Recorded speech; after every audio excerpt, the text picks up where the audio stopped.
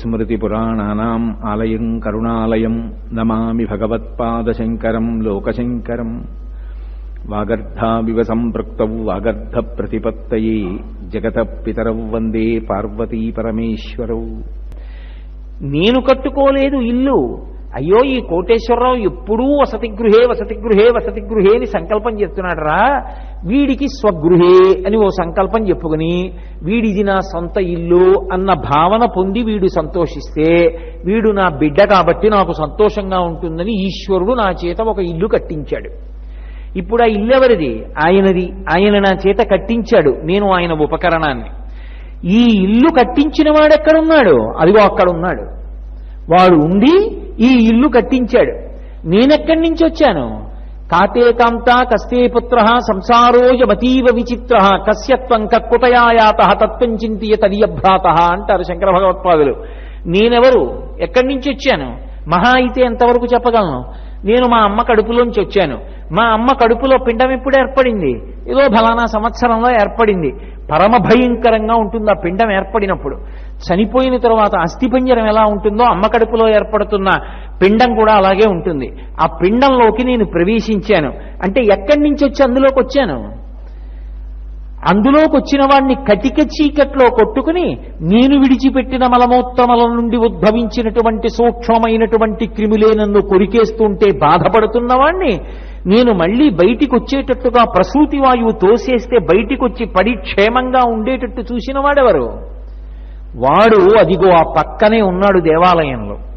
వాడు మా ముత్తాత గారికి తాతగారిని, తాతగారికి తండ్రి గారిని, తండ్రి గారికి నన్ను, నాకు కొడుకుని, కొడుకు కడుపున ఇంకొక కొడుకుని, ఇలా తామర తంపరగా మా వంశాన్నంతటినీ పెంచి పెద్ద చేస్తున్నాడు. వాడి సేవ చేసొచ్చి ఈ ఇంట సేవ చేస్తాను. వాడు ఉండబట్టి కదూ ఇదంతా నడుస్తోంది. ముందు వాడి సేవ చెయ్యొద్దు. ఇది మన గుడి.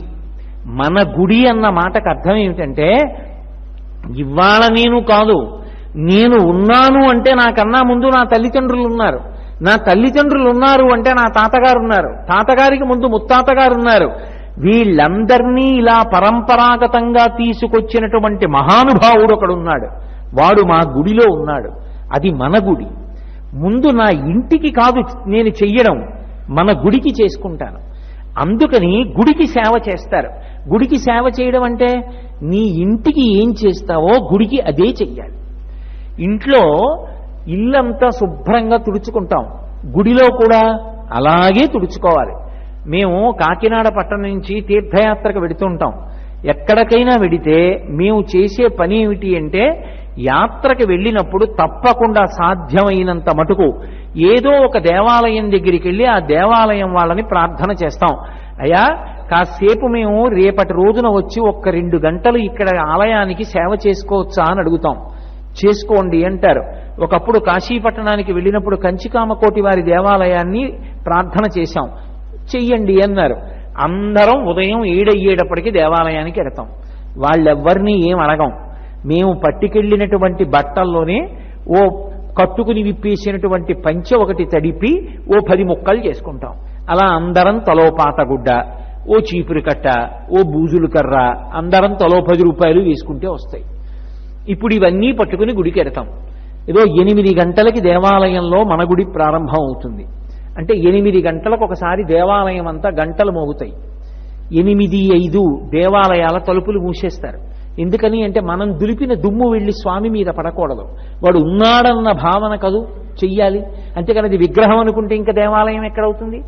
8:05 తలుపులు మూస్తారు. ఇప్పుడు చీపురు కట్టలు పట్టుకుని తుడవగలిగిన వాడు తుడుస్తాడు. బూజులు కర్రలు పట్టుకుని గోడలు దులుపుతారు. పీతాంబరం పట్టుకుని వాహనాలన్నింటినీ కూడా తలతలా మెరిసేటట్టుగా తోమేస్తారు. అలాగే గోమయాన్ని తీసుకొచ్చి నీళ్లల్లో కలిపి కడగడం అయిపోయిన తర్వాత చిలికి ముగ్గులు పెట్టేస్తారు. చక్కగా దేవాలయానికి సంబంధించినటువంటి పాత్ర సామాను ఉంటుంది. ఏదో నైవేద్యం పెట్టే పళ్ళేలు, ఆ దీపపు సమ్మెలు, ఇలాంటివన్నీ తీసుకొచ్చి అక్కడ పడేస్తే ఓ కేజీ చింతపండు, 1/2 కిలో ఉప్పు కొనుక్కుంటే చాలు. అది దగ్గర పెట్టుకుని పాత్ర సామాన్ అంతా తోమేసి బోర్లించేస్తారు. బంగారంలా అయిపోతాయి. ఇప్పుడు ఈ సామాన్ అంతటినీ కూడా తర్వాత దేవాలయం వాడుకుంటుంది. మన గుడి కోసం ఏం చెయ్యాలని ఉండదు. మన ఇంటికైతే ఏం చేస్తున్నావు? అసలు మన అన్న భావన ఉంటే శుభ్రంగా ఉంచుకోవాలి అన్న తాపత్రయం ఉంది. మన అన్న భావన గుడి పట్ల కూడా అన్వయం అయితే నేను చెయ్యాలి అన్న తాపత్రయం ఉంది. ఈశ్వరుడు ఈ శరీరాన్ని ఇచ్చాడు. ఈ శరీరంతో నువ్వు కొంత పుణ్యాన్ని సంపాదించుకోవాలి. ఈ శరీరంతో చెయ్యగలిగినటువంటి సేవ దేవాలయాన్నంతటినీ కూడా శుద్ధి చెయ్యాలి. చక్కగా దేవాలయాన్ని కడగడం, దేవాలయాన్ని తుడవడం, దేవాలయానికి ఇంకా వీలైతే నీకు వస్తే రంగులు వేయడం, ఏదో ఆ సామానంతా కూడా తోమడం, వాహనాలు తోమడం, ఇటువంటివన్నీ చేసి ఏదో ఒక నియతి కాలం, ఏదో 12 గంటలు అయ్యేటప్పటికీ పూర్తి చేసేస్తారు. నీకు ఇంకా ఖాళీ ఉంది, ఇంకా ఆర్తి ఉంది, ఒక అరగంట సేపు కూర్చుని దానికి మళ్ళీ ఎవరో తిరుమల తిరుపతి దేవస్థానం వారు రామకోటి పుస్తకాలు పంపిస్తేనే నేను రాస్తాననక్కర్లేదు. మన ఇంటి నుంచి ఒక కాగితం, ఒక కలం పట్టుకెళ్లి రామనామం రాయొచ్చు. ఒకప్పుడు గుంటూరు పట్టణంలో నేను సంపూర్ణ రామాయణ ప్రవచనాలు చేసే రోజుల్లో శ్రీరామనామం పిల్లలు రాస్తే బాగుంటుంది. పెద్దలు ఎప్పుడూ రాస్తూ ఉంటారు, కానీ రామనామం పిల్లలకి రావాలి. రాముడి నుండి ధర్మము ప్రసరించాలని పిల్లలందరూ కూడా రేపు 1 గంట సేపు రామనామం రాస్తారు. ఉదయం 8 గంటలకి దేవాలయంలో గంటలు మోగుతాయి. గంటలు మోగిన తరువాత కూర్చుని రామనామం మొదలు పెడతారు. 9 గంటలకి రామనామం రాయడం పూర్తయిపోతుంది. మళ్ళీ నీరాజనం ఇస్తారు. అప్పుడు ఆ వ్రాసిన కాగితాలు తీసుకొచ్చి డబ్బాలో పడేసి వెళ్ళిపోవాలి అని చెప్పాను. నేను ఆశ్చర్యపోయింది ఎక్కడ అంటే 8 గంటల నుంచి 9 గంటల లోపల మహా వస్తే 500 మంది పిల్లలు వస్తారు రామనామం రాయడానికి అని. కానీ కొన్ని వేల మంది పిల్లలు వచ్చి దేవాలయానికి ముందు కొన్ని మైళ్ళ దూరం బారులు తీరారు. బారులు తీరితే ఎలా ఒక బ్యాచ్లో రామనామం రాయించడం? 3 బ్యాచ్లో ఎంతో ఆలయంలో చోటున్న చోటల్లా కూర్చోండి మీ ఇష్టం అన్నాం. అందరూ కూర్చున్నారు. ఎంత క్రమశిక్షణ అంటే 8 గంటలకి గంటలు మోగాయి. చిన్న చిన్న పిల్లలు కూడా ఎంత వ్రాయగలిగితే అంత రామనామం రాశారు. అంత రామనామం రాసి అంత రామనామం తీసుకొచ్చి ఓ డబ్బాలో వేశారు. కొన్ని కోట్ల రామనామం అయిపోయింది. ఎంతసేపట్లో? 2 గంటల్లో కొన్ని కోట్ల రామనామం అయింది. ఇప్పుడు ఆ రామనామాన్ని అంతటినీ ఏం చేయాలి? గుంటూరు శారదా పరమేశ్వరి దేవాలయ ప్రాంగణంలోనే పెద్ద స్తూపం కట్టి ఈ రామనామం అంతా అందులో వేశారు. రామనామం శక్తి ఉత్తినే పోతుందా? ఇంతమంది వ్రాసిన రామనామం, ఆ రామనామ స్తూపం కొన్ని 100 సంవత్సరాల శక్తితో కాపాడుతుంది. ఎంత వృద్ధిలోకి వచ్చింది? అది పెట్టిన కొద్ది కాలానికే శృంగగిరి నుంచి భారతీ తీర్థ మహాస్వామి ఆ ఆలయానికి వచ్చి దగ్గర 15 రోజులు విడిది చేశారు. రామనామం రామనామమే. నీకు ఖాళీ ఉంది, ఆ రోజున ఒక అరగంట సేపు అందరూ కూర్చుని రామనామం రాయండి. మన గుడి ఒక రోజు చేసే కార్యక్రమం కాదు. ఒక చెట్టు ఏర్పడడానికి ఒక విత్తనాన్ని ఎలా పెడతామో అలాగే మన గుడి అన్న కార్యక్రమాన్ని తిరుమల తిరుపతి దేవస్థానం పరిచయం చేయడం అనేటటువంటిది ఎందుకు పనికొస్తుంది అంటే తర్వాత అది అలా కొనసాగడం కోసం ప్రయత్నించాలి. ఇప్పుడు ఒకసారి అది మన గుడి, ఇక ఆ దేవాలయాన్ని ఏ కారణం చేత ఎవరూ కూడా మీరిక్కడ కొంచెం తుడుస్తారా, ఆలయం శుభ్రంగా లేకుండా మీరు జాగ్రత్త పడతారా అని అడగవలసిన అవసరం ఉండదు. నేను ఈ మాట చెప్తున్నాను అని మీరు మరొకలా భావన చెయ్యవద్దు. నేను అతిశయంతో కానీ గర్వంతో కానీ లేదా ఇది మేము సాధించిన విజయం అని కానీ ఏదో గొప్పతనం కోసం చెప్తున్నానని మీరు అనుకోవద్దు. మీకు సంతోషం కలగడానికి నేను ఒక్క విషయం ప్రతిపాదన చేస్తున్నాను. మా కాకినాడ పట్టణంలో అయ్యప్ప స్వామి దేవాలయం ఉంది.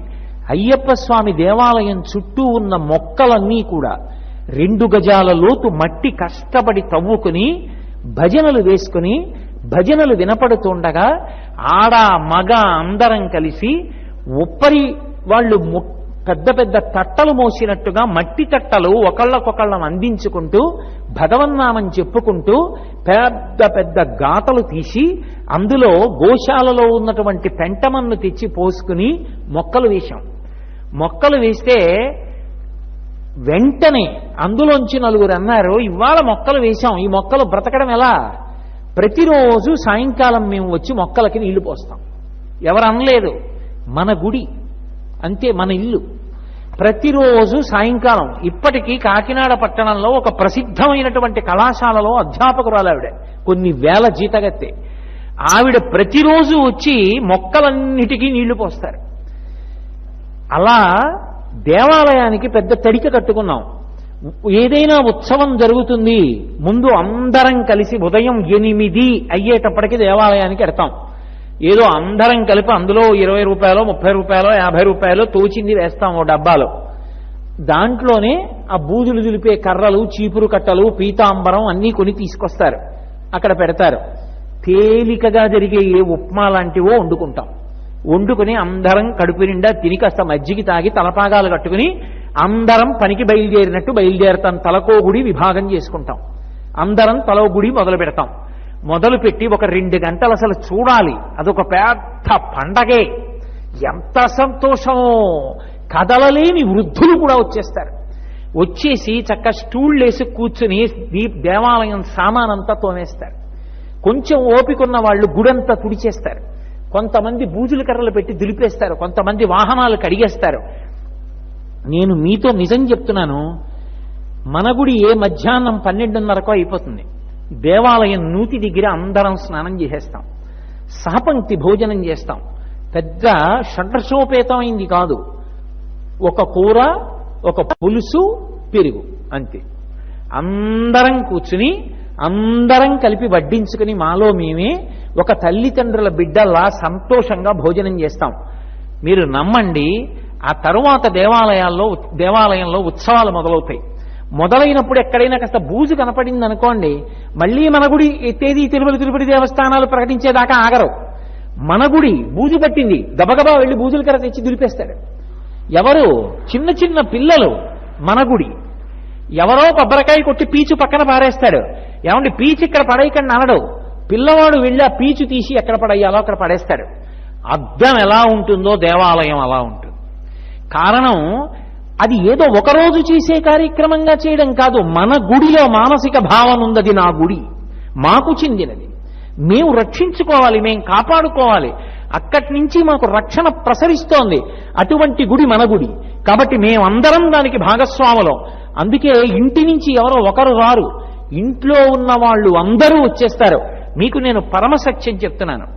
ఒకానొకప్పుడు వెంకటేశ్వర భక్తి ఛానల్ వాళ్ళు కూడా వచ్చి చూశారు ఆ రోజు జరిగిన ఉత్సవాన్ని. ముందు రోజు నేను అక్కడ జరగబోయే ఉత్సవం గురించి చెప్తే, మన గుడి కార్యక్రమం గురించి, మరునాడు ఉదయం మా గోపాలకృష్ణ గారు తెల్లబోయారు. 500 మంది వస్తారు. 500 మంది అంటే గంటలో నాకేయచ్చు దేవాలయం అంతా. అదేం పెద్ద కొండలు ఉన్న దేవాలయం కాదు. అలాంటిది ఆంధ్రప్రదేశ్ నలుచెరగుల నుంచి వచ్చేసారు. ఎక్కడ కడప నుంచి, అనంతపూర్ నుంచి కూడా వచ్చారు, కాకినాడ. మేము తెల్లబోయే, ఎవరు మీరందరూ ఎందుకు వచ్చారని అడిగాం. మేము కడప, మేము అనంతపూర్, మేము మహబూబ్ నగర్, మేము ఆదిలాబాద్. ఎందుకు వచ్చారు? మన గుడి కార్యక్రమం చేసుకోవడానికి. అదే మీ ఊళ్ళో గుడి లేదా అంటే, ఏమిటో ఇక్కడ చెప్పింది విని మాకు ఇక్కడ ఇలా చేసుకోవాలనిపించింది, ఇక్కడ ఒకసారి చూసి మేము మా గుడికి చేసుకుంటామన్నారు. నేను ఏదో పొగుడుకోవడానికి చెప్తున్నానని దయచేసి మీరు అనుకోవద్దు. నా భావనది కానే కాదు. ఇవాళ మా కాకినాడ చుట్టుపక్కల ఉన్నటువంటి అనేక పల్లె పట్లలో కూడా దేవాలయాల్ని ఎవ్వరూ కార్మికులు శుభ్రం చేయరు. ఏ గుడికి సంబంధించిన భాగవతులు వాళ్ళే. ఒక ఆదివారం నియమం పెట్టుకుంటారు, వెళ్ళి దేవాలయాన్ని తుడిచేసుకుంటారు, కడిగేసుకుంటారు. అది మన గుడి. మన అన్నది ఆ ఆలయంతో ఒక అనుబంధం. అది ఒక నియతి కాలంలో చాలా అందంగా జరగవలసిన కార్యక్రమం. పొద్దున్న మొదలుపెట్టి రాత్రి వరకు చేయకూడదు. చేసేటప్పుడు ఎవరో ఒకరు పెద్దరికం వహించాలి, జాగ్రత్త తీసుకోవాలి. ఆలయ శిఖరాలు ఎక్కడం, పైన ఉన్న కలశలు ముట్టుకుని తోముతానండం, ఒక్కొక్కసారి జారిపడి ప్రమాదాలు సంభవిస్తాయి. శక్తిని బట్టి కార్యక్రమాన్ని చెయ్యాలి. అంతేకాని ఒకలా ఏదో చేసేద్దామని చెప్పి తాపత్రయపడకూడదు. అసలు అన్నిటికన్నా ప్రధానం ఏమిటంటే, ఇది మన గుడి. నేను అతిశయోక్తిగా మాట్లాడుతున్నాను అని మీరు అనుకోకపోతే మీకు ఒక విషయం చెప్తే మీరు చాలా సంతోషిస్తారు. ఎక్కడో లేరు, సభలో ఇక్కడే ఉన్నాడు నా ఎదురుగుండా మోహన్ రావు గారని. ఆయన ఎక్కడికైనా దేవాలయానికి వెడితే ఆఖరికి కాకినాడలోనే ఇవాళ బిక్కవోలు సుబ్రహ్మణ్య దర్శనం చేసుకొద్దాం మోహన్ రావు నాతో వస్తారా అన్నాను అనుకోండి, ఆయన పాత గుడ్డోటి లాల్చీ జేబులో పెట్టుకుని వస్తారు. ఆఖరికి కుంభకోణం వెళ్ళి, నేను తెల్లబోయాను, నేను మర్చిపోయాను కానీ నేను మర్చిపోలేదని, కుంభకోణం వెళ్ళాం, ఆయన పాత గుడ్డ జేబులో పెట్టుకొచ్చారు. వచ్చి దర్శనం అయిపోయింది, గురువుగారు ఒక్కసారి కాసేపు దేవాలయం శుభ్రం చేసి వస్తానని పాత గుడ్డ పెట్టి దేవాలయం గోడలు కాసేపు తుడిచేశారు. ఈశ్వరుడిచ్చిన ఈ శరీరం ఈశ్వర సేవకి ఉపయోగపడాలి. అది తృప్తి, అది ఆనందం. నా తండ్రిని సేవించాను, నా తల్లిని సేవించాను, ఇవాళ నా ఒంటికి చెమట పట్టింది. దానికి ఎవరో ఏవో సంబారాలు తెచ్చి ఇవ్వక్కర్లేదు. చీపురు ఇంట్లో లేకుండా ఉంటుందా? బూజుల కర్ర ఇంట్లో లేకుండా ఉంటుందా? పోనీ ఈ రెండూ లేవు. ఓ పాతగుడ్డ లేకుండా ఉండదుగా. దేవాలయం దగ్గర కర్ర పుల్లకి పాతగుడ్డ కట్టి కాసేపు దులపచ్చు. మన గుడికి ఇలాగే చెయ్యాలని ప్రణాళిక ఏం ఉండదు. మన గుడి అన్న భావన మాత్రం అత్యంత ఆవశ్యకం. ఏదో ఒకటి, ఎవరు రావాలి దేవాలయానికి కాదు, ఆ దేవాలయం ఎక్కడుందో ఆ ప్రాంతంలో నువ్వు నివసిస్తున్నావు, ఆ ప్రాంతంలో ఉన్న దేవాలయానికి మనం సేవ చెయ్యాలి. ఈశ్వరుడికి కాయంతో సేవ చెయ్యడానికి అనర్హత అన్న మాట లేదు. ఎవరైనా ఏ పనైనా చెయ్యగలరు. మీరు పాండురంగ మహాత్మ్యం చదవండి, స్కాంద పురాణంలో బ్రహ్మోత్తర ఖండం చదవండి. ఒకానొకప్పుడు ఒక పిచుకని ఒక డేగ తరువుకొచ్చింది. ఆ పిచుకకి ఎటు పారిపోవాలో అర్థం కాక ఆనందనిలయం విమానంలోకి వెళ్ళింది. ఇదే తిరుమల క్షేత్రంలో ఆనందనిలయ విమానంలోకి వెళ్ళిపోయింది. డేగ లోపలికి రాలేకపోయింది, పెద్ద శరీరం కాబట్టి. కానీ భయపడిపోయింది పిచుక డేగ తరివిందని. అది పెద్ద అరుపులు అరుస్తూ అదే పనిగా కాసేపు ఎగిరింది ఆ విమానానికి ఇవ్వాల ఆ దేవాలయంలో. అప్పుడు ఇంత పెద్ద వ్యవస్థ కాదు కదూ. ఎగిరినప్పుడు ఆ పిచుక యొక్క రెక్కల అల్లార్పుకి అక్కడ ఉన్న ధూళికణాలు కొన్ని తొడమబడ్డాయి. నీకు తెలిసి చేశావా తెలియక చేశావా కాదు, శరీరంతో సేవ చేశావా లేదా ప్రధానం ఈశ్వరుడికి. ఒక పిచుక తన చిన్న రెక్కలతో దేవాలయాన్ని తుడిచింది. వచ్చే జన్మలో రాజకుమారుడై పుట్టాడు. నేను అబద్ధం చెప్పాననుకుంటే స్కాంద పురాణంలో బ్రహ్మోత్తర ఖండం పరిశీలించండి, పాండురంగ మహాత్మ్యం పరిశీలించండి. ఈ శరీరంతో దేవాలయానికి సేవ చెయ్యడం అన్నది అంత గొప్ప విశేషం. అందుకే ఉత్సవాలకి ముందు రహదారి తుడుస్తారు. ఆ రహదారి కూడా ఎవరు తుడుస్తారు అంటే, మాకు కాకినాడ పట్టణంలో ఉత్సవం జరుగుతుంది అంటే నెల్లాళ్ల ముందే దానికోసం దరఖాస్తు పెట్టుకుంటారు. అయ్యా నేను తుడుస్తానండి అని. ఎవరు? కోట్లకి పడగలెత్తిన వాళ్ళు, పెద్ద పెద్ద పదవులలో ఉన్నవాళ్ళు, వాళ్ళు తుడిచేది, వాళ్ళు నీళ్లు చల్లేది, వాళ్ళు చేతిలో కలశలు పట్టుకునేది. చిన్న చిన్న పిల్లల దగ్గర నుంచి ఎంత సేవ చేస్తారో దేవాలయానికి. అది మన గుడి. ఈ గుడిని మేము కాపాడుకోవాలి. ఎంత పొంగిపోతారంటే ఇంటింటికి వెళ్ళి శుభవార్తలా చెప్తారు. మేము వేసుకున్న అరటి చెట్లు అవి పెరిగి పెద్దవయ్యాయి. వచ్చే శారదా నవరాత్రులకి దేవాలయం ద్వారానికి రెండు పక్కల అరటి చెట్లు పైకొచ్చి చక్రకేళి గెలలు ఇలా దిగితే మనం ఆ చెట్ల మధ్యలోంచి గుళ్ళోకి వెళ్ళాలని కోరుకున్నాం. నిజంగా శారదా నవరాత్రులకి రెండు చక్రకేళి గెలలు దిగాయి. ఆ పళ్ళు కోసి అమ్మవారి నైవేద్యానికి తీసుకెడుతున్నప్పుడు అందరం ఒకళ్ళ దగ్గరికి ఒకళ్ళం వచ్చి మనం వేసుకున్న అరటి చెట్టు గెలేసింది. మన గుళ్ళో మన అరటి చెట్టు గెలేసింది. ఒకళ్ళకొకళ్ళు చెప్పుకుంటే ఎన్ని పనుల్లో ఉన్నా సరే గుడికి వెళ్ళి అబ్బా మనం వేసుకున్న అరటి చెట్టు గెలేసింది, మనం వేసిన మందార చెట్టు పువ్వు పూసింది, మనం వేసిన చెట్లు దండకి సరిపోతున్నాయి, మనం వేసిన తులసి బృందావనం ఇవాళ స్వామివారి సహస్రనామాలకి సరిపోతున్నాయి. ఒక్కడు చెట్టు మీద చెయ్యడు, పువ్వు కొయ్యడు. ఇచ్చట పువ్వులు కొయ్యరాదు అని బోర్డులుండవు. అది మన గుడి కాబట్టి ఎవరు ముట్టుకోరు. మా ఇంట్లో బీరువాలో పెట్టిన వస్తువులు దొంగతనము చెయ్యరాదు, ఈ గోడ వద్ద మూత్ర విసర్జన చెయ్యరాదు అని బోర్డు పెట్టానా? బోర్డు పెట్టను. ఎవరూ ఇంట్లో ఎత్తుకెళ్ళాడు. ఎవడింట్లో ఎవడెత్తుకెళ్తాడు? నా జేబులోది కొట్టేసి ఈ జేబులో పెట్టుకుంటానా? అది మన ఇల్లు, ఎవడికి వాడే రక్షిస్తాడు. అది మన గుడి. ఎవడూ అక్కడి నుంచి పువ్వులు తీసుకోడు, ఎవడూ పళ్ళు తీయడు. అవి దేవాలయానివి అంతే. అందరూ దేవాలయానికి రక్షకులే. ఎంత తాపత్రయపడతారంటే అలా కాపాడతారు. అది మన గుడి. అది ఇవాల్టి సిద్ధాంతం కాదు, కొత్తగా తిరుమల తిరుపతి దేవస్థానాలు తీసుకొచ్చినటువంటి సిద్ధాంతం అనుకుంటున్నారేమో, పొరపాటు. అది శాస్త్రాంతర్గతమైనటువంటి విశేషం. ఒకప్పుడు శైవ సంబంధంలో నాయనారులు అంటారు పరమశివుణ్ణి సేవించిన వారిని, విష్ణువు వలన అనుగ్రహము పొందిన వారిని ఆళ్వారులు అంటారు. ఆ నాయనారులు 63 మంది. అందులో అందరికన్నా జ్ఞానమునందు ప్రసిద్ధుడు జ్ఞాన సంబంధ నాయనార్. శారీరకంగా వృద్ధుడు అప్పర్. ఇద్దరూ కలిసి దక్షిణ దేశంలో ఒక శివాలయానికి వెళ్ళారు. ఆలయం అంతా శిథిలం అయిపోతోంది. చూశారు, ఈ ఆలయాన్ని పునర్నిర్మాణం చెయ్యాలి. వాళ్ళ దగ్గర ఏ డబ్బు ఉంది? వెళ్ళి పరమేశ్వరుడికి చెప్పారు, స్వామి దేవాలయం ఇలా ఉండడం మాకు బాధగా ఉంది, ఈ దేవాలయాన్ని పునర్నిర్మాణం చేస్తాం. సాయంకాలం అయ్యేటప్పటికి పనిచేసిన కార్మికులకు జీతం ఇవ్వడానికి ఇద్దరం చూరులో చేయి పెడతాం. కావలసిన ద్రవ్యం లభించేటట్టుగా నువ్వు అనుగ్రహించాలి. ప్రతిరోజు దినసరి వేతం మీద కార్మికుల్ని పెట్టారు. దేవాలయంలో పని జరిగిపోతోంది. సాయంకాలం అయ్యేటప్పటికి జ్ఞాన సంబంధనాయనారు అప్పరు ఇద్దరు పైన చూరులో చెయ్యి పెట్టేవారు. ఇద్దరికీ చెరుకొక బంగారు నాణ్యం దొరికేది. 2 బంగారు నాణేలు అంగడికి పంపేవారు డబ్బిమ్మని. అప్పటికి దొరికినటువంటి బంగారు నాణ్యంలో బంగారం ఎక్కువ ఉండేది. జ్ఞాన సంబంధనాయనారికి దొరికినటువంటి బంగారు నాణ్యంలో బంగారం తక్కువ ఉండేది. జ్ఞాన సంబంధం 1 రోజు కాదు 2 రోజులు కాదు, అందరిలో తాను గొప్పవాడు. అటువంటి వాడు ప్రతిరోజు నాణ్యంలో బంగారం తక్కువ ఉండడమే బాధ వేసి ఓ రోజు పరమశివుణ్ణి అడిగాడు, శివ, ఏ ఒక్క రోజు నాకు దొరికిన నాణ్యంలో బంగారం ఎక్కువ ఉండదు, అప్పటికి దొరికిన నాణ్యంలో బంగారం ఎక్కువ ఉంటుంది, ఏమి నేను చేసిన దోషం అని అడిగాడు. శివుడు మాట్లాడాడు. ఆయన అన్నాడు, నువ్వు మహాజ్ఞానము కలిగిన వాడివి, నిస్సందేహం. సరస్వతి నీ నాలుక మీద తాండవం చేస్తుంది. కానీ ఎక్కడికి వెళ్ళినా నువ్వు ప్రజలకి ప్రవచనం చేస్తావు, పత్రికాలు పాడతావు, భజన చేస్తావు. కానీ అప్పర్ అలా కాదు. ఏదో ఒక సమయం ఖాళీ చూసుకుని దేవాలయాన్ని కాసేపు తుడుస్తాడు. ఎక్కడైనా ముళ్ళ మొక్కలుంటే తానే పీకేస్తాడు. ఏదైనా గుడికి అవసరం ఏముందో 1000 కళ్ళతో చూసి ఎక్కడో అక్కడ కనీసం తుడిచైనా వెళ్ళిపోతాడు.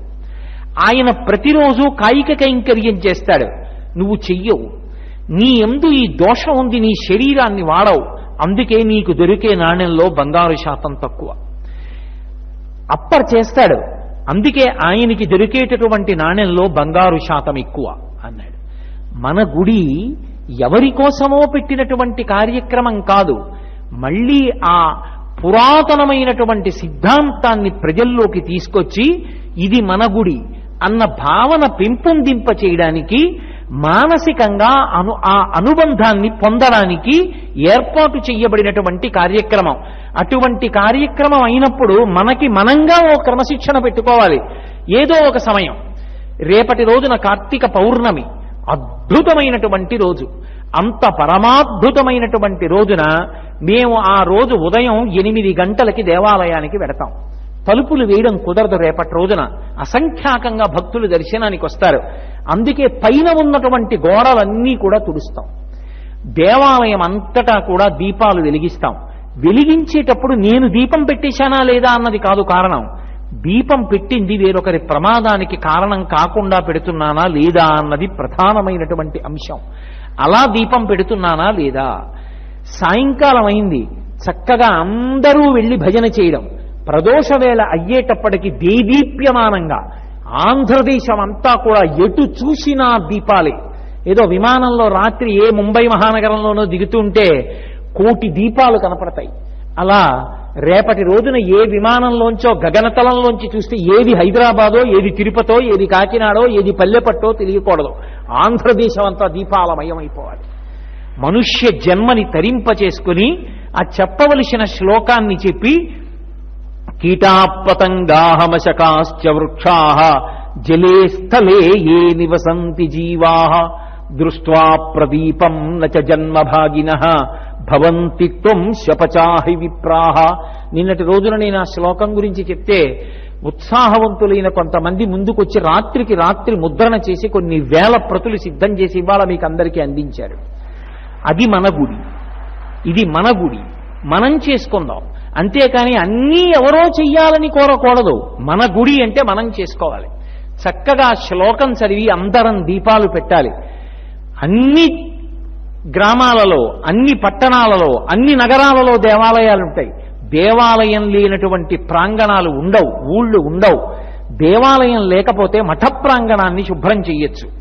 కాబట్టి అలా రేపటి రోజున మన గుడి కార్యక్రమంలో మనం అందరం పాల్గొని దిగ్విజయవంతం చేద్దాం. ఇవన్నీ మీకు చెప్పి నేను చెయ్యను అనుకుంటున్నారేమో. మీకు ఎక్కడో అక్కడ రేపటి రోజున తిరుపతిలో ఏదో ఒక దేవాలయంలో నేను కనపడతాను. నేను కూడా ఓ బట్ట పట్టుకొచ్చి గుడి తుడుచుకుంటూ, ఒకరి కోసం కాదు. నేను తుడుస్తున్నప్పుడు టీవీ కెమెరాలు నన్ను కవర్ చేస్తున్నాయా లేదా అన్న ఆర్తితో, కీర్తి కండూతితో కాదు. మనుష్య జన్మ నాకు పరమేశ్వరుడిచ్చి శరీరం ఇచ్చినందుకు ఆయనకి కృతజ్ఞతావిష్కారంగా గుడిని తుడుచుకుంటాను. నేనేమి కోట్ల మంది రేపటి రోజున మనగుడి కార్యక్రమంలో దేవాలయాల్ని శుద్ధి చేసుకుంటారు. తమంత తాముగా తాము చెయ్యగలిగినటువంటి సేవ చేసుకుంటారు. అందున తిరుపతి పట్టణంలో రేపటి రోజున మహోత్సవం. ఎందువల్ల అంటే పరమాద్భుతమైనటువంటి విశేషం ఒకటి ఆంధ్రదేశం మొత్తం మీద. ఆంధ్రదేశమేమి, నాకు తెలిసినంత వరకు, నేను పురాణాలు చదివినంత వరకు, నాకు జ్ఞానము ప్రసరించినంత వరకు ఏ పట్టణానికి లేనటువంటి మహాద్భుతమైనటువంటి పుణ్యము రేపు ఒక్క తిరుపతి పట్టణానికే పట్టుకుంటుంది. ఎందుకు పట్టుకుంటుందంటారేమో, తీర్థము అని మనకి వేదంలో ఒక మాట ఉంది. తీర్థము అన్న మాట గురించి వేదం వ్యాఖ్యానం చేసింది. ఒకప్పుడు అంగిరసాది మహర్షులు యజ్ఞయాగాది క్రతువులు చేశారు నదీ తీరంలో. చేసి వారు అంత తేలికైనటువంటి విషయం ఏం కాదు. అటువంటి యజ్ఞం చేసిన ఫలితం పొందాలి అంటే తేలిక మార్గం ఏది అంటే తీర్థస్నానం చేయడమే. అందుకే దైవ దర్శన యాత్ర చేసొచ్చామండి అనరు, తీర్థయాత్ర చేసొచ్చామండి అంటారు. తీర్థము ప్రతి యాత్రాస్థలంలో ఉంటుంది. అటువంటి తీర్థమునందు గురుకులు ఇడుతారు, అందులో స్నానం చేస్తారు. తిరుపతి పట్టణానికి ఉన్నటువంటి భాగ్యం ఏమిటి అంటే, ఒకానొకప్పుడు కపిల మహర్షి పాతాళలోకంలో శివలింగాన్ని ఆరాధన చేశారు. ఆ శివలింగం అకస్మాత్తుగా లోకానుగ్రహం కొరకని తనంత తానుగా పెరిగిపోవడం మొదలుపెట్టింది.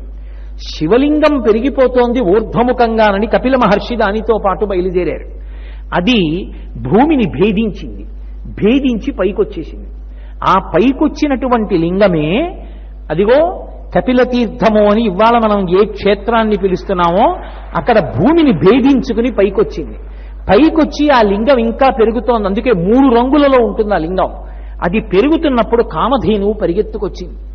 ఈ లింగం జ్యోతిర్లింగం ఎలా ఆవిర్భవించిందో అలా పెరుగుతోంది. ఆపాతాళ నభస్థలంత భవన బ్రహ్మాండమా విస్ఫుర జ్యోతిస్ఫాటిక లింగమౌళి విలసత్పూర్ణేందువంతామృతై అస్తోకప్లుతమేకమీశమనిశం రుద్రానువాకాం జపం ధ్యాయేత్ ఇప్సిత సిద్ధయే ధ్రువపదం విప్రోభిషించేచ్చివం బ్రహ్మాండ వ్యాప్త దేహాభసిత హిమరుచాభాసమానాభుజంగై కంఠే కాళాః కపద్దాః కలిత శిశికలశ్చండకోదండహస్తాః త్రిక్షా రుద్రాక్షమాలా సులలిత వపుషః సంభవా మూర్తిభేదాః రుద్రాశ్రీ రుద్రసూక్త ప్రకటిత విభవాన ప్రయచ్చస్తు సౌఖ్యం అంటే నిర్వేదం. అలా ఆ పాతాళ నభస్థలంత భువన బ్రహ్మాండమా విస్ఫురత్, పాతాళం కన్నా కింద నుంచి ఈ బ్రహ్మాండములు ఎంతవరకు ఉన్నాయో అంతకన్నా పై వరకు పెరిగిపోయినటువంటి శివలింగంలా ఆ పాతాళలోకం నుంచి బయలుదేరినటువంటి కపిల మహర్షి చేత ఆరాధింపబడినటువంటి శివలింగం భూమి యొక్క వివరాన్ని భేదించుకుని పైకి పెరిగి వెళ్ళిపోతుంటే కామధేనువు పరిగెత్తుకొచ్చింది.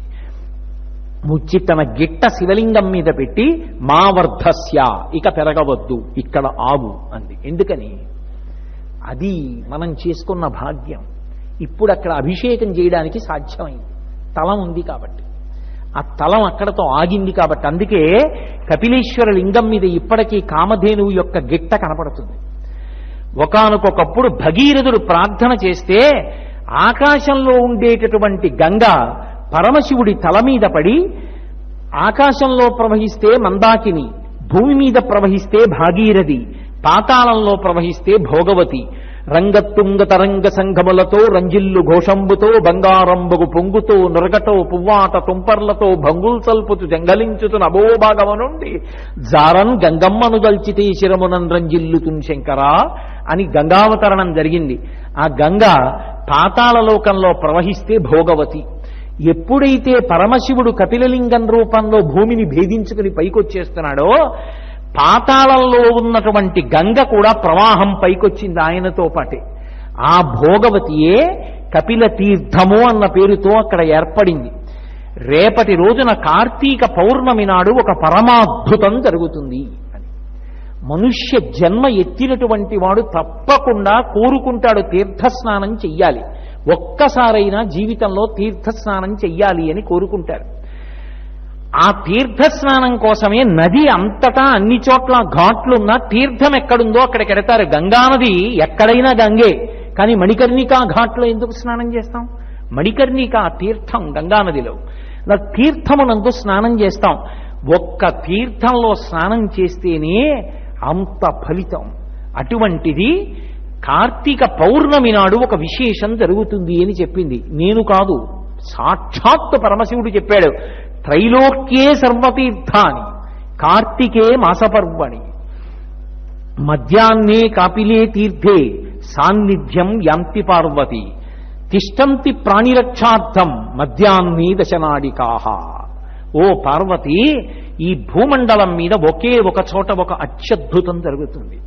అది ఎక్కడ జరుగుతుంది అంటే తిరుపతి పట్టణంలో కపిల తీర్థంలో కపిలేశ్వర స్వామి వారి ఆలయం దగ్గర మధ్యాహ్నం 12 గంటల సమయం నుంచి దశనాడికాహ 3 లోకములలో ఉండేటటువంటి తీర్థములన్నీ కూడా దాన్ని ఆవహిస్తాయి. ఆ రోజు ఎవరు స్నానం చేస్తాడో వాడు 3 లోకములలో ఉన్న తీర్థములన్నింటిలో స్నానం చేశాడని వాడి ఖాతాలో వేసేస్తాడు. అంటే కార్తీక మాసంలో వచ్చేటటువంటి పౌర్ణమి తిథి ఎంత గొప్పది తీర్థస్నానానికి తిరుపతి క్షేత్రంలో మీరు ఆలోచించండి. ఇది అందరికీ లభ్యమయ్యే అవకాశమా? తిరుపతిలో ఉంటే. అందుకే నాకు తెలిసి కాకినాడ పట్టణం నుంచే చాలా మంది బయలుదేరి వచ్చేశారు రేపు స్నానం కోసమని.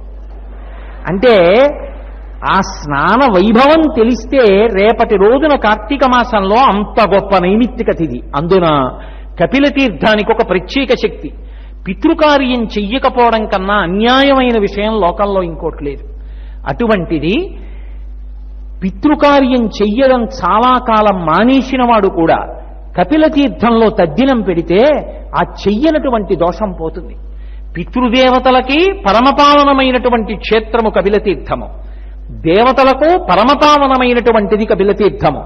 వెంకటేశ్వర స్వామి వారు పద్మావతి కళ్యాణానికి తన తల్లిగారిని వకులమాతని పంపిస్తూ గుర్రం మీద, అమ్మా నువ్వు ఇక్కడి నుంచి బయలుదేరినప్పుడు నరసింహ గుహ ఎదురుగుండా ఉంది.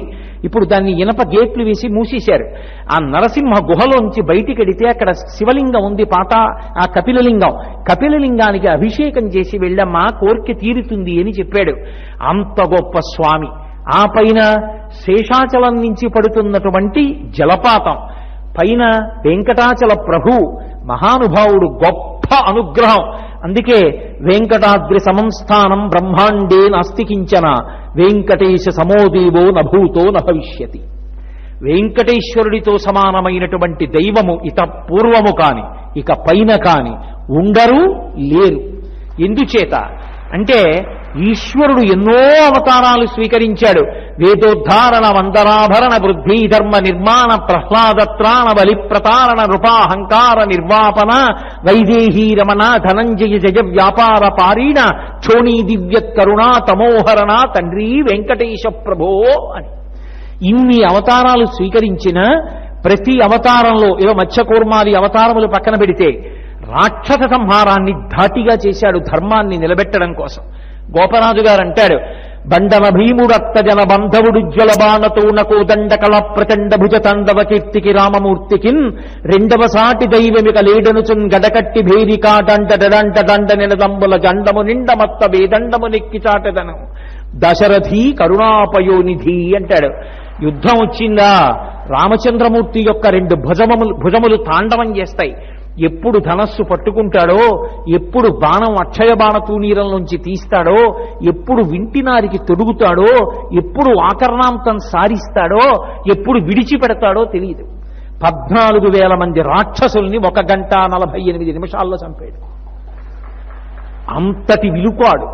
అసలు శూర్పణక ఆయన భుజ తాండవం చూసి మోహించి ఇదేవి బాణాలు విడిచిపెట్టడం రా, ఎదురుగుండా వాడు పడిపోవడం కనపడుతుంది, బాణం తీరం సంధించడం విడిచిపెట్టడం కనపడదు. ఆ భుజములు తాండవం చేస్తాయి. అందుకే రామదాసు గారు అంటాడు, నేను 4 వీధుల కూడలిలో ఒక పెద్ద భేరీని కట్టి భద్రగజాన్ని ఎక్కి వచ్చి డాండ నిడదంబుల జాండము నిండా ఈ బ్రహ్మాండమంతా వినపడేటట్టుగా ఢాం ఢాం ఢాం అని కొట్టి యుద్ధం వస్తే రామచంద్రమూర్తి లాంటి భుజపరాక్రమమున్న వీరుడు ఇంకొకడు లేడని సాటించి చెప్తానంటాడు. మంగళాశాసనపరై పదాచార్య పురోగమై సర్వైశ్చ పూర్వైరాచార్యై సత్కృతాయాస్తు మంగళం. మంగళం కోసలేంద్రాయ మహనీయ గుణాత్మనే చక్రవర్తి తనూజాయ సర్వభౌమాయ మంగళం. ఉమాకాంతాయ కాంతాయ కామితార్థప్రదాయినే శ్రీగిరీశాయ దేవాయ మలినాథాయ మంగళం. సర్వం శ్రీ ఉమామహేశ్వర పరబ్రహ్మార్పణమస్తు. స్వస్తి.